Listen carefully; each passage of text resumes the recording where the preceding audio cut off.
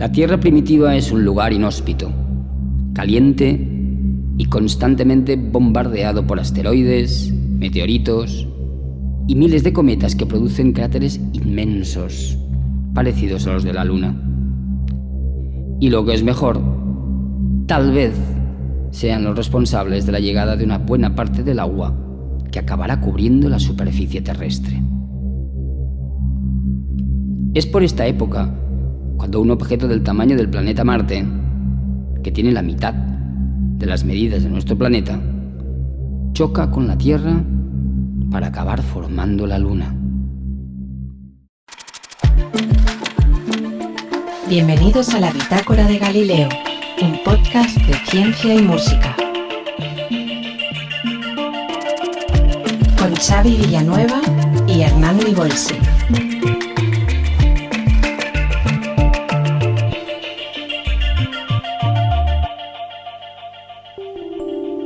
Buenos días, señor Hernán, y buenos días, señor Billy. ¿Qué tal? ¿Cómo estamos? Buen día. Ya, pues muy bien, Pero que ya os echaba de menos. Un montón, ya casi que me había olvidado de vuestros nombres y todo, y de vuestras caras. Bueno, eso tiene que ver con otras cosas. Sí. Son son taras que vienen de nacimiento. Pero exacto. Bueno, estamos aquí, por fin, qué ganas que había de un bitácora. Vaya, sí.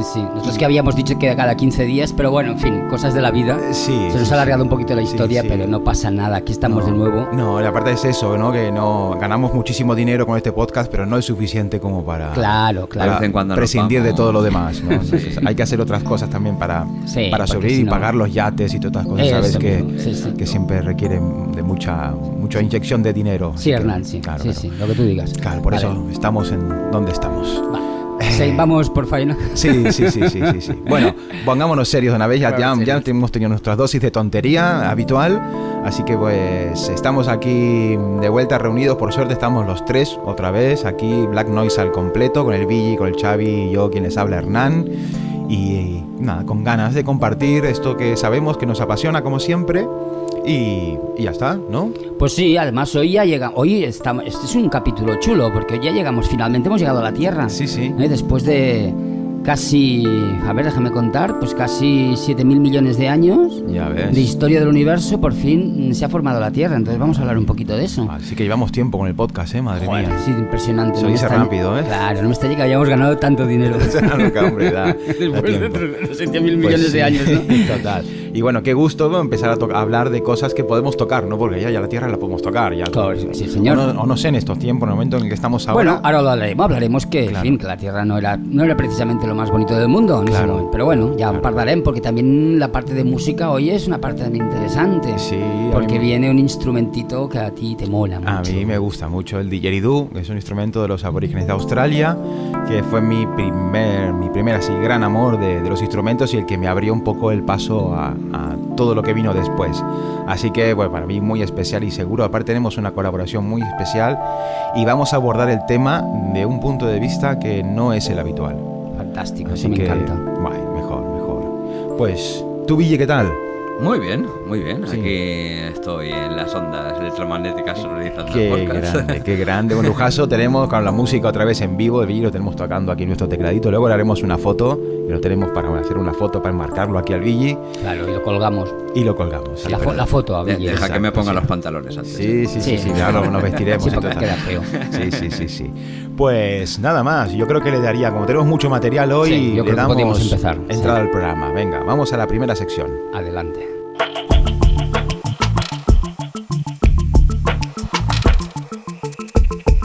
Hablando de ciencia.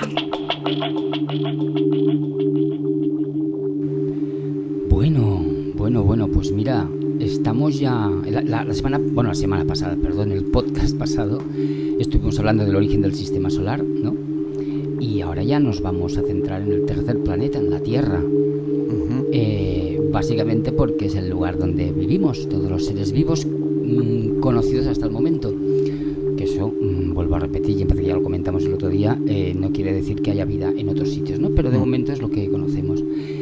Y nos trasladamos a un planeta que, no tiene absolutamente nada que ver con lo que conocemos actualmente.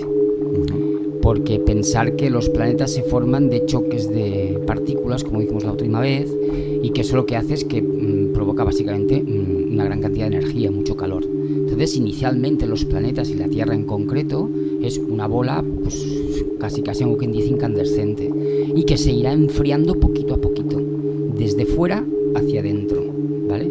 Por eso ahora, digamos, en la superficie de la Tierra, digamos, está bien, y si te vas al centro de la Tierra, pues las temperaturas son unos 5.000, 6.000 grados, ¿vale? Porque digamos que aún no te dio tiempo de suficiente para enfriarse, es un enfriamiento muy lento. Pero en todo caso, nos encontramos con una Tierra, pues llena de volcanes que están sacando todo lo que hay dentro, ese magma que hay dentro caliente. Es una Tierra que está constantemente bombardeada por meteoritos, por cometas, por un montón de cosas. Y además es una Tierra... Actualmente los datos que hay es que el origen de la Tierra se sitúa hace 4.550 millones de años. O sea, es el momento en que se considera que la Tierra queda consolidada. ¿Vale? Otra cosa, digamos, son las condiciones que hay, ¿no? Pero que vuelvo a repetir que son muy, muy diferentes. Por supuesto, no hay oxígeno, la atmósfera es totalmente diferente a la actual. Es decir, si ahora nosotros tuviéramos una máquina del tiempo que nos pudiera trasladar ese momento, pues nos moriríamos ipso facto debido a al carácter venenoso de la atmósfera que había en esa Tierra primitiva. Como sueles decir, no era un buen sitio todavía para hacerse una casa.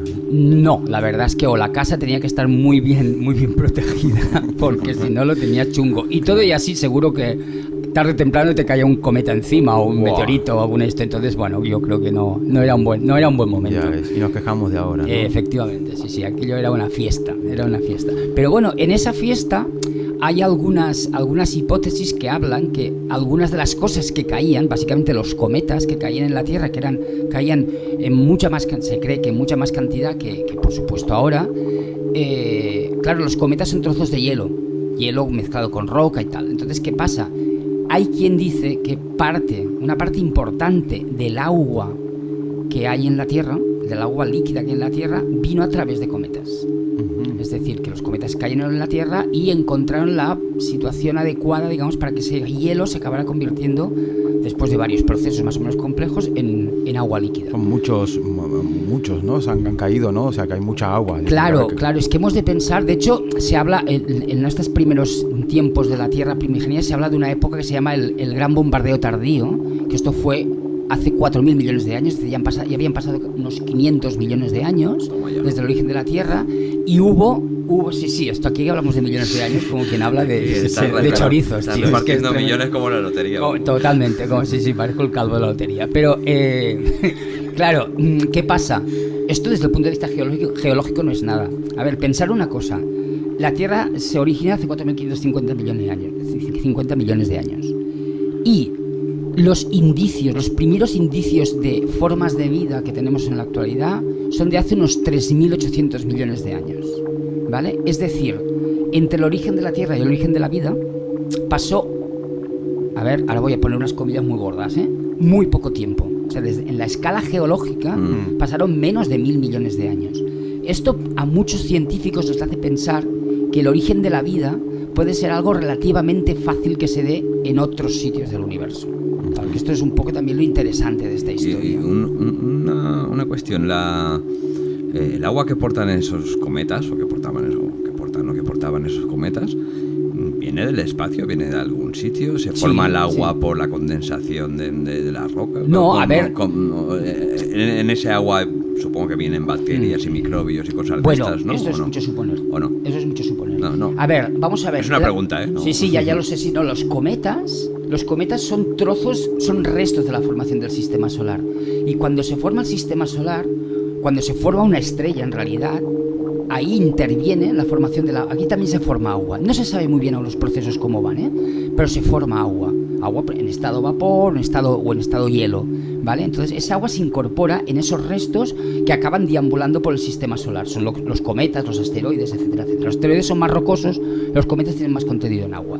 Entonces esos trozos de hielo al principio de la historia del sistema solar, con que había muchos más, porque había muchos más restos, pues iban bombardeando todos los planetas, no solo la Tierra, todos. Entonces la Tierra era uno de ellos. Entonces se cree que una parte del agua vino cabalgando en esos cometas. Y respecto a lo que tú dices, de si había bacterias, de hecho hay una teoría que se llama la teoría de la panspermia, que lo que dice es que en realidad el origen de la vida no fue en la Tierra, sino que vino precisamente montada en cometas. O sea que los cometas llevaban, si no formas de vida, ¿vale?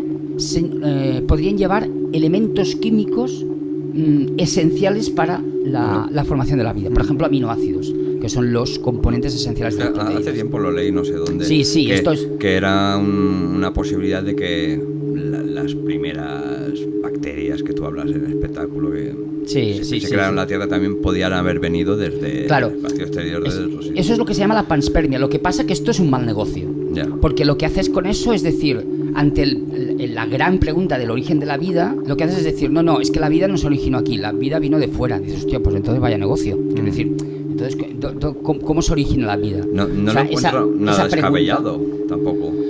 Bueno, estás planteando que hay vida fuera de la Tierra. Y eso, de momento, no hay ningún indicio.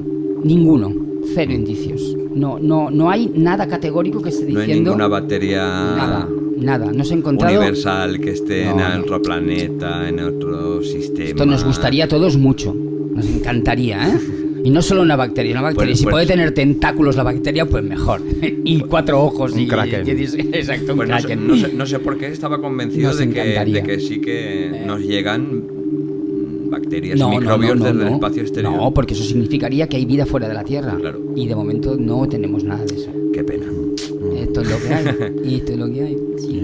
Una cosa es lo que se sabe, ¿no? Y otra cosa es luego la intuición de cada uno, lo que cree cada uno un poco también, o cómo le puede resonar una historia u otra. Claro. A mí tampoco me parece nada descabellado. No, claro. Lo que pasa es que, Kiko, digamos que yo estoy en la posición, digamos, un poco de... Ahora voy a poner también comillas, un poco del malo de la película, que soy el científico, desde el punto de vista de la ciencia, claro, irremediablemente, aunque tengamos muchas ganas de lo contrario, irremediablemente debemos decir, no, de momento, formas de vida solo en la Tierra. Claro, ya lo hemos dicho alguna vez, hostia, con un universo tan espectacularmente grande como el que conocemos, que además seguramente no conocemos más que una pequeña parte, ostras, la posibilidad de que haya vida en otros planetas ha de ser, es como muy evidente, ¿no? Porque no vamos a estar solos, ¿no? Ya llevo años preparándome para ese momento. Ya lo sé, ya te hemos visto alguna vez con el cucurucho de papel aluminio. Sí.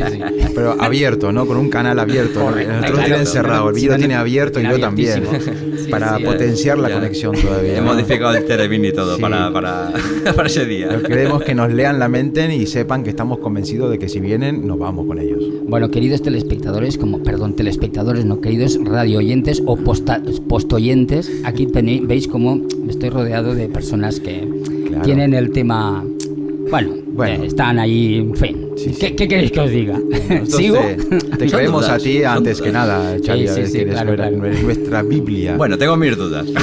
Bueno, en fin, volvamos a la Tierra primitiva. La verdad está para ponerla en duda. Claro que sí. De hecho, la ciencia precisamente lo que hace es eso, constantemente se está poniendo en duda para ver si realmente lo que sabe es realmente tan cierto como... Claro. Es como todo esto, como he estado explicando hasta ahora, que es decir, es un modelo que funciona muy bien, pero bueno, en cualquier momento puede venir alguien diciendo, no, cuidado, que había descubierto algo estupendo y fantástico, ¿no? Bueno, entonces estamos en el momento en el que la Tierra está siendo invadida por asteroides con agua, ¿no? Correcto, cae agua, después hay agua que también sale de las entrañas de la Tierra en forma de vapor a través de los volcanes, eso produce nubes de vapor de agua y a partir de un cierto momento, ¿qué pasa? Fijaros, estamos hablando de que en unos 500 millones de años aparecen las primeras formas de vida, más o menos. En 500 millones de años, en la Tierra tiene tiempo de irse enfriando. Al irse enfriando, las condiciones cambian. O sea, y de hecho, desde el mismo momento que se forma la Tierra, hay un constante cambio en las condiciones ambientales. Nunca siempre igual. Y de hecho, esto es uno de los motores que ha favorecido la evolución biológica. El cambio en el ambiente. Claro, se va enfriando la Tierra, las condiciones son más estables, hay menos bombardeo, por lo tanto, digamos, las primeras formas de vida se pueden encontrar con ambientes cada vez más estables o más propicios a la capacidad de evolucionar, ¿vale? De hecho, aunque los primeros indicios son de hace unos 3.800 millones de años, hay algunos autores que hablan de que la vida podría haberse originado antes. Lo que pasa que con que la Tierra seguía bombardeada, pues esas formas de vida no han dejado restos. Entonces no sabemos nada de esas formas de vida. Desaparecieron y no han dejado ningún rastro. Pero en realidad sí que estamos hablando de un proceso que poco a poco va cambiando y va produciendo condiciones cada vez más favorables. A partir del momento en que se origina la vida, que de esto hablaremos con un poquito más detalle en el próximo podcast, en el momento en que se origina la vida, la propia vida entra en el juego. Y entonces el motor de la evolución es una cosa que se va complicando. No es solo el ambiente el que cambia, sino que la vida, además, lo que hace es cambiar el ambiente. Y pongo un ejemplo muy sencillo. En algún momento, hace unos 3.000 millones de años, se origina un proceso que cambiará totalmente la historia de la vida, que es la fotosíntesis. Que yo siempre digo, yo cuando a veces estoy con chavales, cuando hacemos talleres de ciencia y tal, yo muchas veces les digo medio en coña y medio en serio que a la fotosíntesis le tendríamos que hacer un monumento en todas las ciudades del mundo, porque gracias a la fotosíntesis estamos todos aquí. Esto, poca broma. Porque la fotosíntesis es el proceso que hacen las plantas, ¿vale? Que lo que hacen es una cosa que es casi un milagro, y perdón por la expresión, que es convertir la luz del sol en materia orgánica. Esto es una cosa absolutamente fantástica. Y ese proceso, además, lo que hace es desprender oxígeno, ¿vale? Claro, ese desprendimiento de oxígeno, con el tiempo, llegó un momento que ese oxígeno se acabó acumulando en la atmósfera terrestre. Y eso permitió que se formara una capa de ozono protectora de los rayos cósmicos, hizo que el planeta cambiara radicalmente. Esto, por supuesto, es un proceso muy lento, ¿eh? Lo estoy explicando así como muy rápido, pero es un proceso de millones de años. Va cambiando todo esto hasta que llega un momento en que la Tierra tiene las condiciones adecuadas para las formas de vida que ya veremos en el próximo episodio. De hecho, los exobiólogos, que son los señores, o astrobiólogos también se llama, que son los señores, las señoras, que se dedican a buscar vida en otros planetas, que muchas veces hay gente que me dice, joder, que vaya mierda de trabajo, ¿no? Porque si no hay vida, no tienes trabajo, no tienes trabajo porque no hay vida, ¿no? Precisamente es el proceso de búsqueda de esa vida. Uno de los indicadores que buscan para ver si un planeta extrasolar puede ser propicio a la vida o puede haber vida es que en su atmósfera haya oxígeno. Si en la atmósfera hay oxígeno, en cantidades apreciables, no un poquito, sino en cantidades apreciables como aquí en la Tierra, que estamos a un 20 y poco por ciento de concentración de oxígeno, eso casi seguro tiene que ver con procesos biológicos. Pero eso es completamente seguro, me refiero. En otro planeta puede haber otra forma de vida que no necesite oxígeno, ¿no? Bueno, no, hombre, no hace falta ir a otro planeta. En la Tierra está lleno de formas de vida que el oxígeno hacen... tanto les da, es más, es venenoso, ¿vale? Y es más, siempre se hace un poco la historia, o se explica esa historia de que en una guerra nuclear, pues seguramente los que sobrevivirían pues serían animales, pues precisamente, y bacterias que están acostumbradas o que su forma de vida no tiene nada que ver con el oxígeno, que respiran otras cosas que para nosotros son absolutamente venenosas. De hecho, se han encontrado formas de vida en lo que se llaman las chimeneas hidrotermales. Las chimeneas hidrotermales son los lugares del fondo del océano donde va saliendo materia de debajo de la Tierra, magma, básicamente. Ahí se dan temperaturas y condiciones muy extremas. Pues en esos lugares se han encontrado formas de vida. De esto estoy hablando de hace muy poco, 30, 40 años, muy poquito.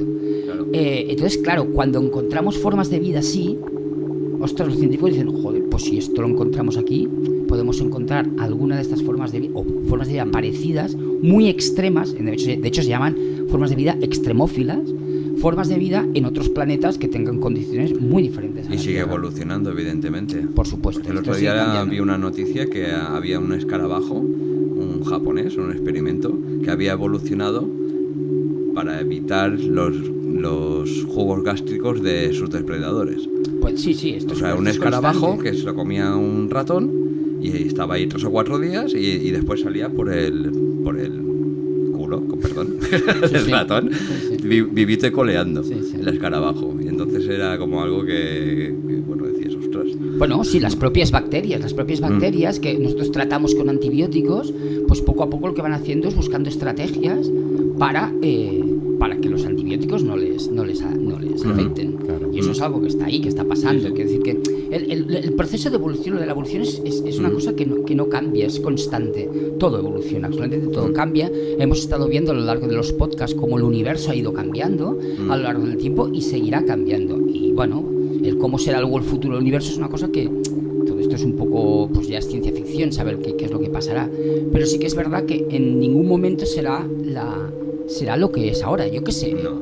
Ahora mismo, además, fijaros que la Tierra está dominada por una sola especie, que es la especie humana, que está manipulando el ambiente de una manera absolutamente indecible, es decir, como nunca había pasado en la historia de la vida en la Tierra, y que está haciendo cosas que pues no sabemos cómo van a afectar en el futuro. No sé, pongo como ejemplo, ahora que está saliendo últimamente en las noticias, las famosas redes de satélites que está enviando el señor Elon Musk, el de SpaceX, a la atmósfera terrestre, para tener una superconexión, para un montón de cosas. Claro, eso está creando, pues por ejemplo, está creando dificultades para observar el cielo estrellado.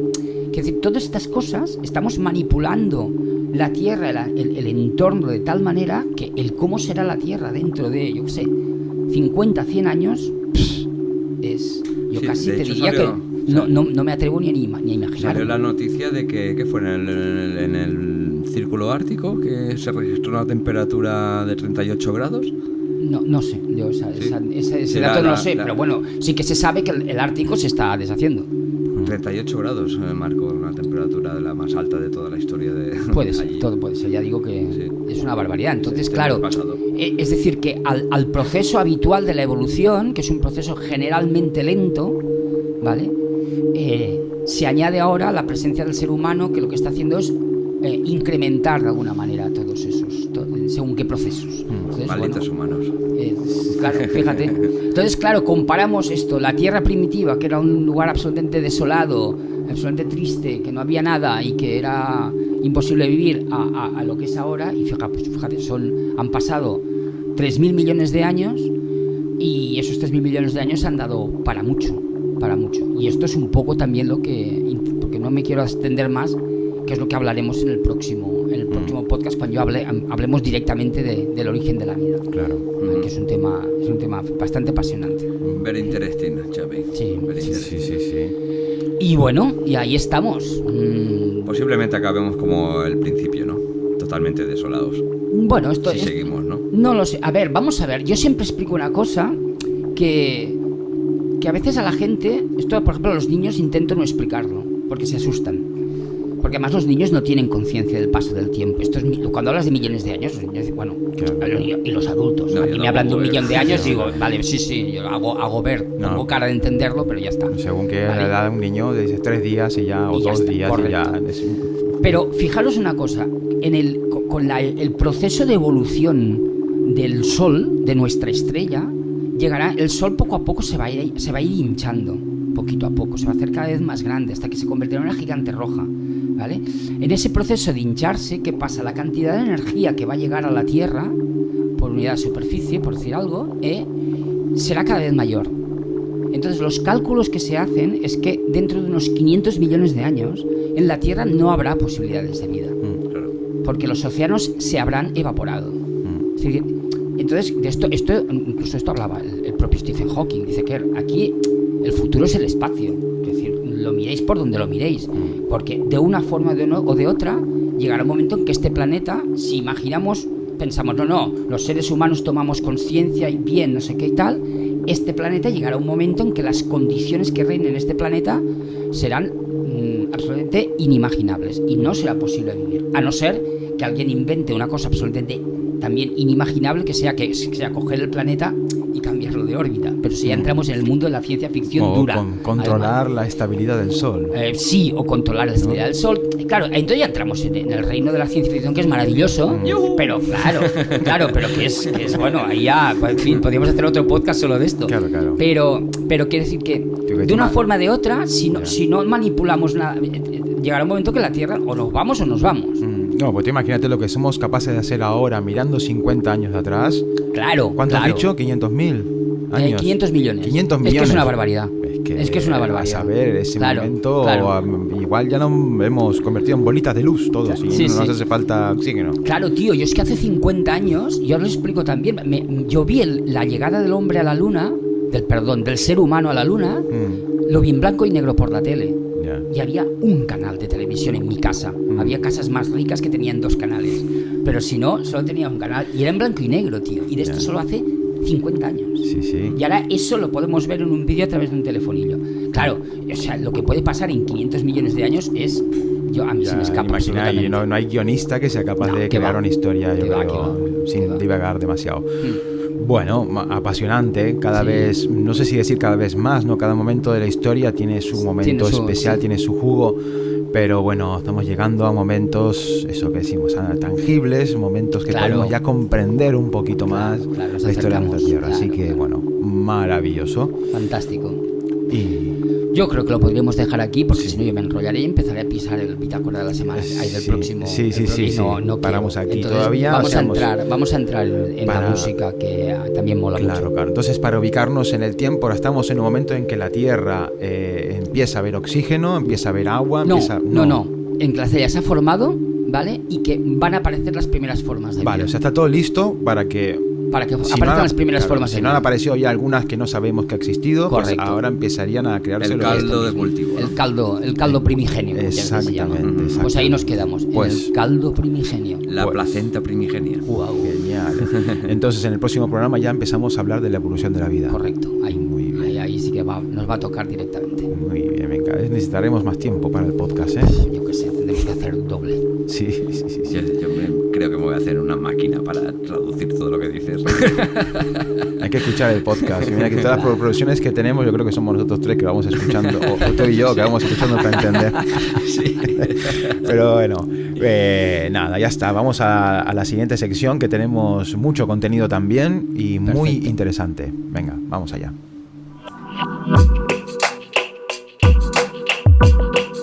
Hablando de música.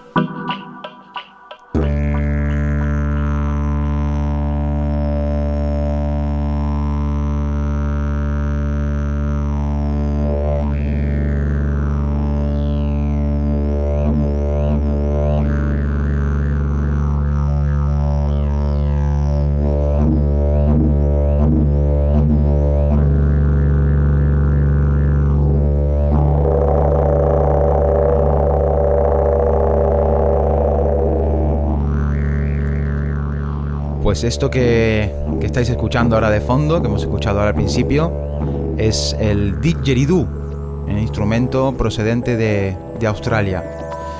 Bueno, efectivamente, y es el instrumento que situamos en esta pieza, en este capítulo de Miradas al Universo, que está puesto con bastante sentido. Sí, ¿no? Está, la imagen que acompaña este momento, esta canción, ¿no? Es como un amanecer que simboliza como el amanecer de la Tierra, ¿no? En el momento en el que sale el sol y como hemos dejado un poco la historia hasta en la sección anterior, que está todo preparado, ¿no? Para recibir la vida, ¿no? Está la Tierra preparada, ¿no? Es el primer amanecer. Es algo más poético. Y el didgeridoo también lo hemos elegido porque es un sonido que va muy de la mano de todo esto, ¿no? Que es un instrumento que originalmente, mitológicamente, se creó en una época de ensueños, según hablan los aborígenes, que llaman el Dream Time, ¿no? En el momento en el que seres espirituales esculpieron la tierra, ¿no? A través de su magia, a través de serpientes, ¿no? Y animales mitológicos. Tenemos que tener en cuenta que la mitología australiana es inmensa. Antes de que llegase el hombre blanco, lo vamos a ver más adelante. Había más de 200 tribus diferentes, lenguajes y por tanto leyendas también. Y el didgeridoo no lo tocaba todo el mundo, se tocaba solamente en el norte de Australia. Pero esto vamos a profundizar un poquito más adelante. En esta canción lo que hacemos así físicamente, lo que es la canción, es empezar con un didgeridoo. Ese didgeridoo es loopeado, hecho un loop, ¿no? Que se queda en el fondo, ya no tengo que seguir tocándolo, y se queda grabado, esa grabación que he hecho en vivo en ese momento, y encima pues entra una flautita. ¿no? una Es flauta, sí. una canción muy esperanzadora, ¿no? De Sí, todo lo que sí, va a sí, venir sí, sí, y es todo. un poco como de abrir Exacto. la puerta. Exacto.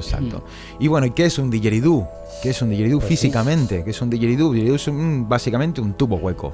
Es un palo, un hueco, originalmente comido por termitas, una variedad de termitas que se llaman blancas, que lo que hacían pues es vivir dentro de la rama del eucalipto, y ahí dentro pues hacer sus canales a través de tierra y su propio excremento, pues van generando su metrópolis ahí dentro. Entonces el aborigen lo que hacía con mucho respeto era coger la rama, limpiarla por dentro, sacarle la tierra, todo lo que había, y utilizarlo en su ceremonia, en el instrumento sagrado, originalmente solo indicado para tocar por hombres, que esto es un gran tema que siempre ha estado ahí, pero... Yo esto no lo sabía, no tenía ni idea. Sí. Esto originalmente las mujeres tienen prohibido tocar el didgeridoo. Junto hoy en día las mujeres tienen prohibido en Australia tocar el didgeridoo. Es algo que es solo de hombres. Y esto nos va a dar juego para desarrollar el programa de hoy, que va a ir muy en esta línea, ¿no? Vamos a aplicar un poquito el didgeridoo. Esto es un tubo hueco. El tocar el didgeridoo en realidad es más parecido a estar cantando que a tocar una flauta. Sí, ¿no? parece. No tiene agujeros, no tiene nada, o sea, todo lo que genera el sonido es tu propio cuerpo. Luego el didgeridoo, depende de la forma que tenga, lo va a amplificar de una manera u otra. Para mí un instrumento muy especial, fue el primer instrumento que me atrapó así de una manera increíble, y fue lo que me abrió la puerta a todos los demás instrumentos que toco hoy en día. Sí, porque una cosa, que es una cosa que a mí la primera vez que vi un didgeridoo me sorprendió, y es que es un instrumento que tiene solo una nota. Quiero decir que tú cuando lo tocas siempre estás tocando la misma nota. Exacto. Es así, ¿no? Exacto, sí. Bueno, existen slide didgeridoos, como el didgeribone, que es un instrumento que ya es muy conocido, es de plástico, lo que ahora hay versiones mucho mejores, que suenan mucho mejor, pero es un didgeridoo que está inspirado en el trombón. ¿Vale? Que es un instrumento que tú estiras y cambia la nota. El didgeridoo también, dependiendo de la cantidad de aire que hay adentro, pues te suena o más agudo o más grave. ¿No? Se utiliza esta mítica respiración circular, ¿no? que es la gran muralla para todo el intérprete que se ha acercado a este instrumento. Siempre es lograr esta respiración que te permite estar emitiendo sonido todo el tiempo sin interrupciones, ¿no? Y nada, es un instrumento muy especial. Sí, además es interesante esto de la respiración circular, porque, a ver, fácil no debe de ser, y en todo caso sí que es muy efectiva, porque yo te he visto a ti en algún espectáculo que hacemos estar tocando el didgeridoo durante 20 o 25 minutos sin parar. Sí. Me parece alucinante. Sí. En realidad, en un momento en el didgeridoo en el que calientas y como que ya tu cuerpo empieza a ser parte del instrumento y ya no requiere un esfuerzo, ¿no? Hay como una barrera del dolor, que se le llama, que pasado unos minutos ya todo todo encaja, ¿no? Todo encaja, el cuerpo boom, y se convierte en una maquinaria perfecta. Sí, es parecido, perdona, es parecido a la apnea, ¿no? Esta gente que hace apnea, cuando empiezas a practicar apnea, que tienes que aguantar la respiración, y llega la barrera psicológica esta de que tu cuerpo quiere respirar y no pueden. El didgeridoo a mí me pasó lo mismo cuando empecé a tocarlo, que sentías como agobio, pero después es como es acostumbrar al cuerpo a nuevas maneras de respirar. Exactamente, y lo que el cuerpo, claro, lo aprende de forma automática, ¿no?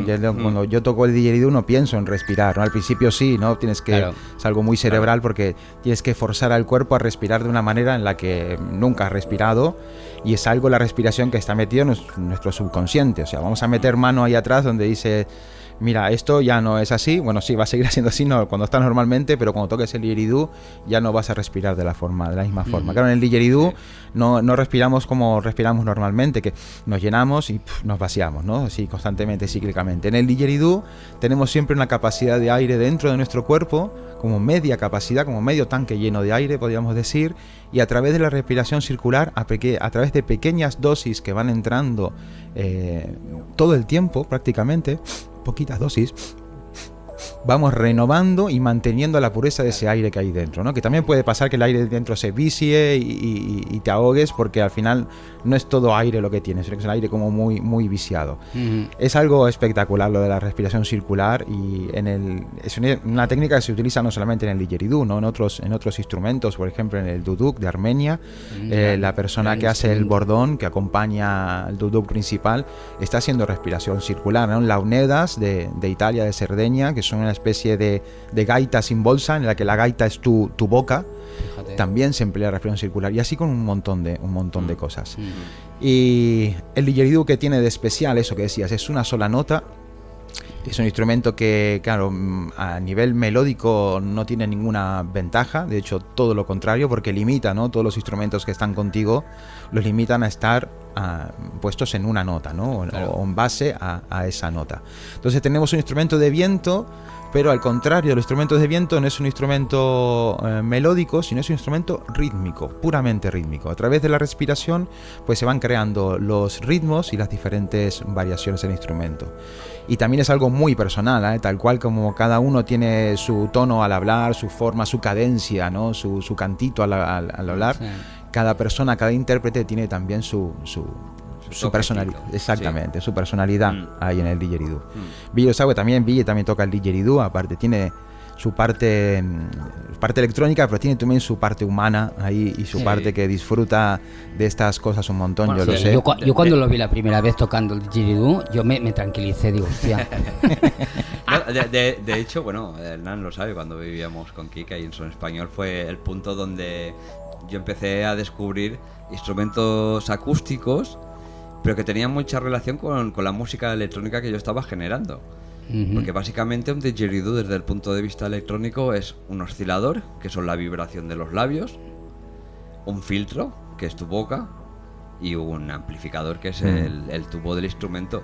Es un sinte monofónico básico. Sí, o sea, dentro de la electrónica es muy fácil de recrear un sonido de didgeridoo, porque es un tono y con un filtro, aplicado a un filtro resonante. Exacto. Y también podemos editar una línea de ecualización con una Q muy, muy acentuada, o sea, muy cortita, en la que tú haces un barrido por todas las frecuencias y va amplificando los sonidos armónicos allí por donde va pasando. Ese sonido pues lo cumple la lengua, por ejemplo, ¿no? Exacto. Pero sí, es un instrumento, mucha gente lo dice, o sea, parece un sintetizador, un instrumento electrónico, incluso mezclado ya con música electrónica, con bases electrónicas, ya casi no lo puedes. Es el típico sonido de baseline, ¿no? Exacto. De la maquinita baseline que hace el guau, guau, exacto, el efecto es el efecto clásico del didgeridoo, que se recrea gracias a los filtros en tonos de música electrónica. Claro. Pero bueno, realmente verlo tocar es espectacular, ¿eh? Sí, yo sigo diciendo que para esto es muy heavy. Sí. Muy guay. Y mira, y tenemos hoy una invitada muy especial. Mira, justamente hablábamos de eso, que las mujeres no pueden tocar el didgeridoo, y hay muchas mujeres que tocan el didgeridoo a un nivel alucinante. Una de estas personas es Agustina Mosca, y tenemos la suerte de que se ha ofrecido a colaborar con nosotros, y tenemos varios audios suyos. El primer audio, ella nos explica un poco quién es y qué es para ella el didgeridoo. Si queréis vamos a escucharla, porque yo creo que lo transmite de una forma muy bonita y muy pura. Vamos a escucharla un poquito. Es Agustina Mosca. Hola Hernán, y bueno, hola a todos los oyentes de este podcast. Muchas gracias por haberme invitado a participar. Y bueno, ¿cómo conocí yo el instrumento?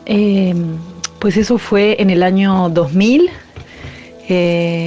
A través de un amigo, de una muy amiga mía, que trajo este instrumento y se puso a tocarlo en una fiesta. Y recuerdo que lo primero que me impactó fue el sonido, y me acuerdo que giraba alrededor de él como buscando curiosamente el enchufe del aparato.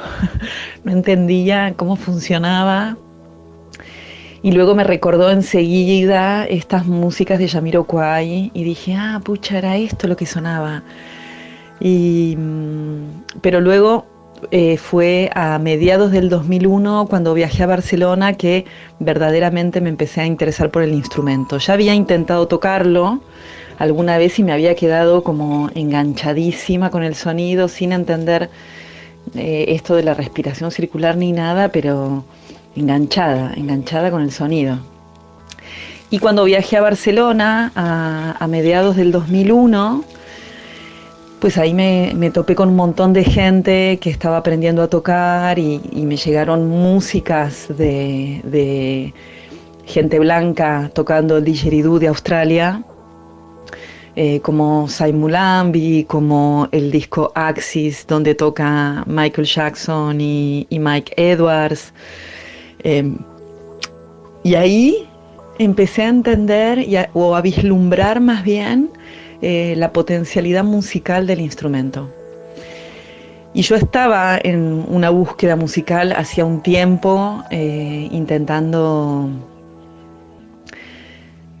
hacer música con distintos instrumentos, como un violín fue el último, pero no daba pie con bola porque me había topado con un profesor muy de la academia. Y en ese momento yo estaba haciendo bellas artes y hacía escultura y tenía como las manos bastante estropeadas de la escultura como para la delicadeza del violín y no conseguía engancharme con el instrumento. Y bueno, la pregunta de qué significa para mí el instrumento en realidad es súper fácil para mí. El instrumento significa justamente todas las posibilidades musicales que pude desarrollar, justamente yo creo por el hecho de ser un instrumento que carece de escuela académica y que en ese momento era medio como un descubrimiento para todos. Cada uno pudo ir encontrando su propia beta, no había nadie que viniera a decirte la cosa se hace así o se hace asá, y por supuesto que no teníamos para nada el acceso a internet que hay hoy como para escuchar lo que otra gente hacía. Entonces en realidad yo eso lo tomo como una ventaja porque siento que me permitió desarrollar verdaderamente lo que quería sin ningún a priori. Entonces eso hizo que yo pudiera ir como indagando y explorando aquellos sonidos que representaban más lo que yo quería decir a través de la música. Así que bueno, para mí el instrumento significa eso, una gran posibilidad musical. Qué lujazo, de verdad, tener esta súper colaboración. Sí, además es interesante esto del autodidactismo, ¿no? Sí. Esta historia de que muchas cosas se aprenden, pues bueno, un poco del ponerte y que no hay una escuela. Eso tiene mucha, sí, eso tiene es mucha algo amiga. muy clásico del didgeridoo, sobre todo de los primeros tiempos, ¿no? De las primeras. Yo me veo muy identificado también con lo que dice en su historia. Con ese momento que empecé a tocar no había prácticamente información y yo incluso empecé a hacer la respiración circular, sí, pensando que no era exactamente lo que había que hacer, que estaba haciendo trampa, ¿no? Entonces, luego con el tiempo, con internet, me di cuenta de que sí, estabas haciendo lo que tocaba, estaba ¿no? haciendo lo que tocaba. Y bueno, fue una de las alegrías más grandes, te juro, de mi vida. O sea, Vaya, ha sido imagínate. totalmente. Bueno, tema de didgeridoo y aprovechando que teníamos aquí la colaboración de Agustina, que ella es una de las artistas más reconocidas a nivel mundial, ya no hablando de intérpretes masculinos y femeninos, ¿no? A nivel de artista, muy reconocida, ha tocado por todas partes en festivales. Es una bellísima persona, como podemos escuchar a través de su voz, y una gran artista. Pero volvemos al tema del principio, ¿no? El tema en el que las mujeres no pueden tocar el didgeridoo, ¿no? Dentro de esta cultura australiana. ¿Qué pasó últimamente? Ahí ha pasado algo hace muy poco tiempo que a mí, personalmente, y sé que a muchísima gente de este entorno, nos ha conmocionado totalmente. Al tal punto de quedarse sin palabras y sin forma leyendo comentarios. La historia es la siguiente: se organizó un festival online, que están muy de moda últimamente los festivales online, no todas estas propuestas a través de internet, a través de la camarita. No sé por qué pasa esto. Estas cosas pasan, bueno, pasan porque pasan, ¿no? Por estas Sí. cosas. Y nada, estaba hace unas 2 semanas más o menos, estaba programado un festival femenino de didgeridoo, que se llamaba The Power DJ Festival, el cual festival se vio enormemente atacado por personas de aborígenes de Australia a través de internet, claro, todo esto a través de Facebook, de las redes sociales, Sí, y todo sí, esto, sí. a través de colgar una publicidad. Pues ha habido un aluvión de comentarios, pero hablando de miles de comentarios, en plan, las mujeres no pueden tocar el didgeridoo, que realicéis este festival es una falta de respeto a nuestra cultura, y de una forma muy agresiva, ¿no? Ha sido algo tan choqueante para mí que y de hecho no he sido capaz ni de escribir nada. O sea, no Ya, sabía ni ya. qué decir a todo esto, ¿no? Y claro, esto le dices ahora mismo aquí en Europa o en cualquier parte del mundo, o sea, decirle a una mujer no puedes hacer esto, pues es que saltan todos los resortes posibles. Sí, sí. Y por haber Está el patio muy mojado ahora con este tema, es sí. muy peliagudo, ¿no? Están aquí luchando por unos derechos, por unas igualdades que en un momento se han visto como pisoteadas, ¿no? Sí. Pero claro, desde el punto de vista nuestro, ¿no? Pisoteadas, ¿no? Ujú. Pero yo quería saber la opinión de Agustina en este aspecto. Y vosotros todavía habéis escuchado los mensajes anteriores, pero este mensaje no Ya. lo habéis escuchado todavía. No quería que lo escuchéis para que también reflexionéis y nos demos cuenta un poco hasta dónde llega la magnitud de esto que ha pasado. Escuchamos su mensaje. Es largo, pero no tiene ni un segundo de desperdicio. ¿Os parece? Adelante. Vamos Vamos allá. a escucharla. Bueno, esta sí es una pregunta más difícil, porque el tema es complicado y escabroso. Ay, en realidad, mira, voy a empezar por contarles mi recorrido personal con el tema.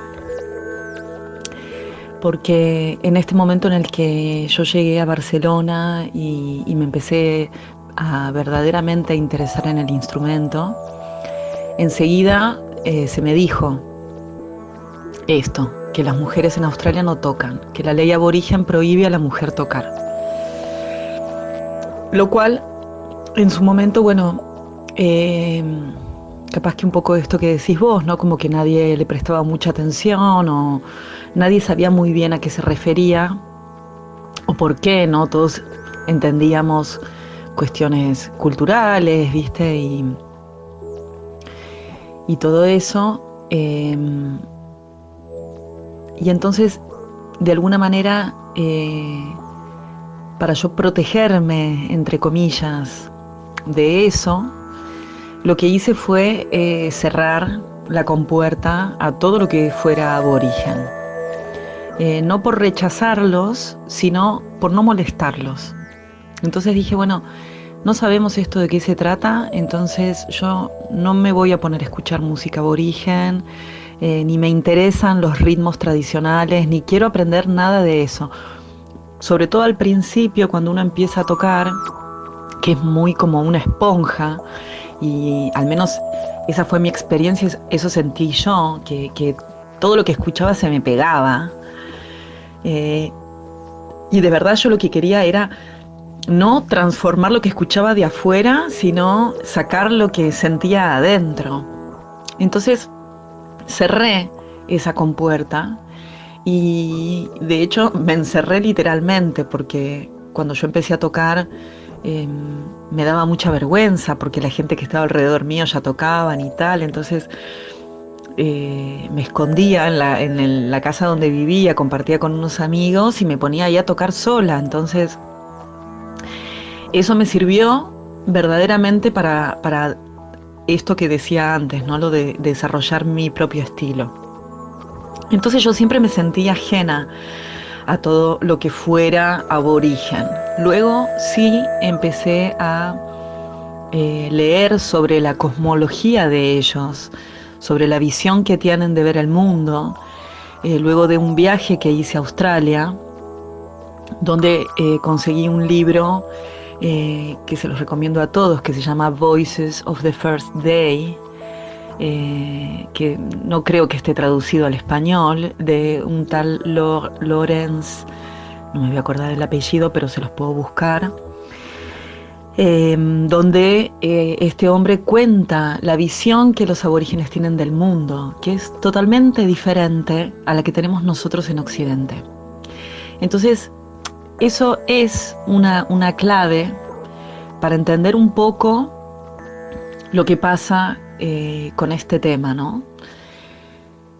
Cuando cancelamos el evento se nos acusó de que estábamos cediendo ante el machismo, que éramos cobardes y todo eso. Bueno,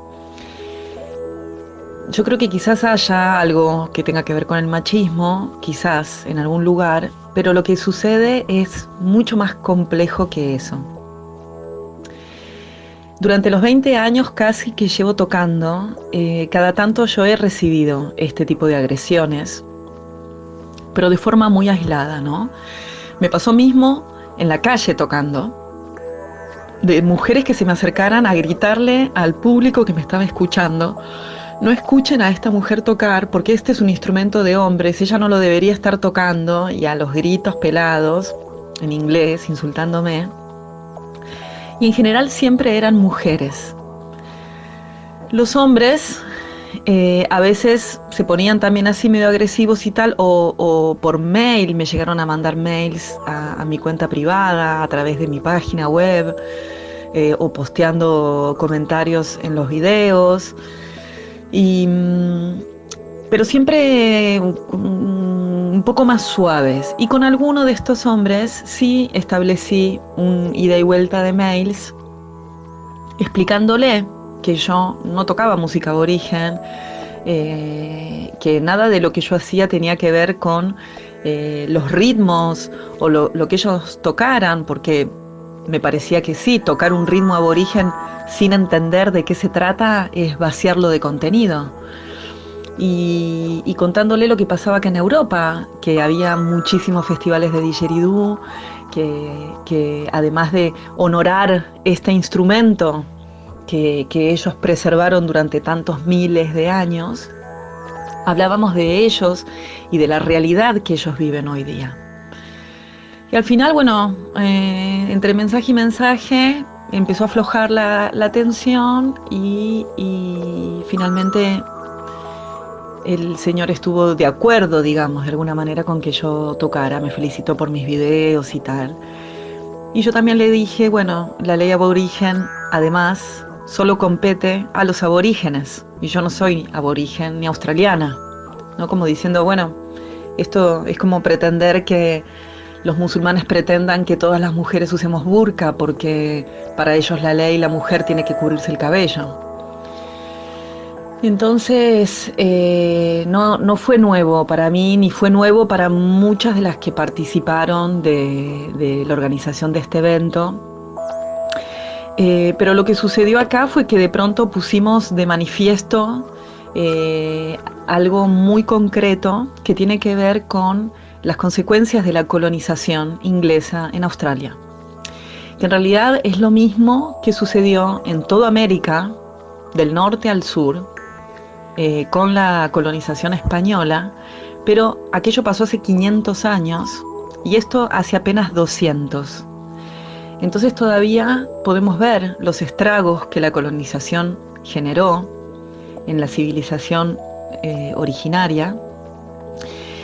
Y esta gente que empezó a reclamar y a quejarse en contra de nosotras son los descendientes de aquellos aborígenes que más recibieron el impacto de la colonización.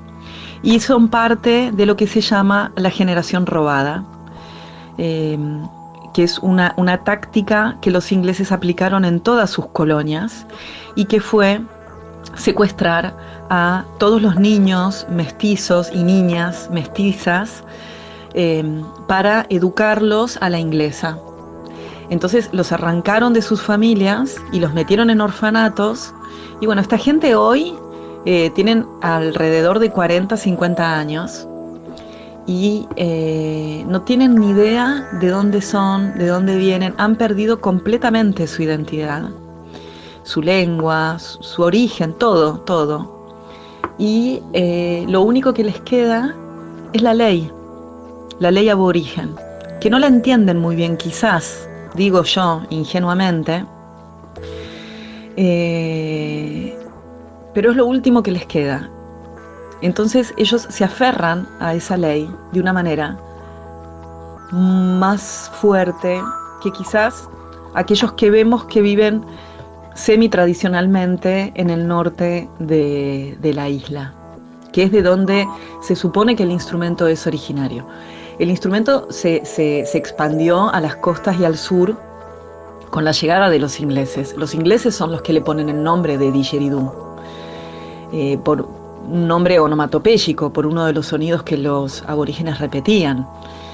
Entonces, claro, para nosotros siempre fue claro eso, que yidaki o magó son los instrumentos tradicionales y lo que nosotros usamos son didgeridoos. Pero bueno, esta gente, en su búsqueda desesperada por retornar al origen de sus vidas y sus tradiciones, ellos adoptaron para ellos mismos el didgeridoo con este mismo nombre y le dieron su nuevo significado espiritual y lo incluyeron en sus ceremonias y rituales y lo siguen perpetuando.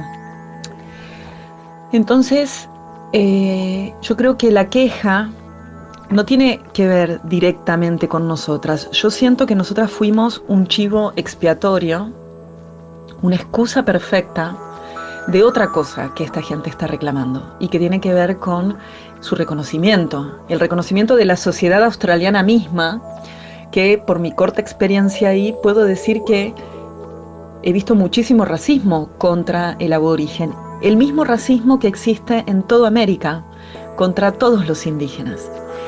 Entonces ahí viene mi acto de reflexión con respecto a todo esto, al acto al que invito a todos a participar, porque creo que haber encontrado un atisbo de colonialismo también en mi pensamiento y en el pensamiento que fuimos organizando con las otras chicas al respecto de todo esto, ¿sí? Es como que nosotras decimos, no, a nosotros nos autorizaron los del norte a tocar, ellos no tienen ningún problema en que toquemos. Vengan, que les vamos a explicar cómo funciona la cultura de ustedes. Y eso me parece muy arrogante de nuestra parte, desde un lugar súper ingenuo y naif y súper ignorante, sobre todo, ¿sí? De no darnos cuenta hasta qué punto, sin quererlo, estamos perpetuando esa situación de dominación. Nosotros te vamos a explicar cómo es que tenés que hacer las cosas, porque vos perdiste todo. Es como totalmente ridículo, ¿no? Y esta gente lo único que pretende es reconocimiento y aceptación y ser escuchadas. Obviamente ser escuchadas por sus pares, sobre todo, ¿no? Esa es la razón fundamental por la que decidimos cancelar el evento. Porque nos dimos cuenta que estaba pasando otra cosa muy grande y que, por lo que pude entender, hablando con distintas personas allá en Australia con respecto a esto, es que no hay tampoco una aboriginalidad. No hay algo que los reúna a todos en torno a una misma cosa. Antes de la llegada de los ingleses existían más de 200 lenguas en Australia, más de 200 tribus. Cada una de estas tribus tenía diferencias dentro de las mismas leyes que de alguna manera compartían. Entonces, eso es lo que sucede también. Ellos no están de acuerdo entre ellos. No por ser aborígenes tienen la cosa más resuelta que nosotros. De hecho, ese conflicto entre ellos es lo que ha hecho que los ingleses pudieran entrar. El conflicto que los indígenas tenían acá en América fue lo que hizo que Cusco fuera conquistada por, no me acuerdo si eran 14 o 40 españoles. O sea, igualmente, era una cifra ridícula para la enormidad del imperio inca. Entonces, esta fractura dentro de los grupos humanos es lo que posibilita también lo que ha posibilitado la colonización y la propia destrucción de ellos mismos. Entonces me parece que esto, ¿viste? Que el tema es mucho más complejo que solamente una cuestión de género, que yo creo que también quizás está dentro, y mi opinión personal es que estas mujeres, porque en su mayoría las que se quejaron de nuestro evento fueron mujeres, estas mujeres necesitan desesperadamente retornar y reencontrar sus orígenes y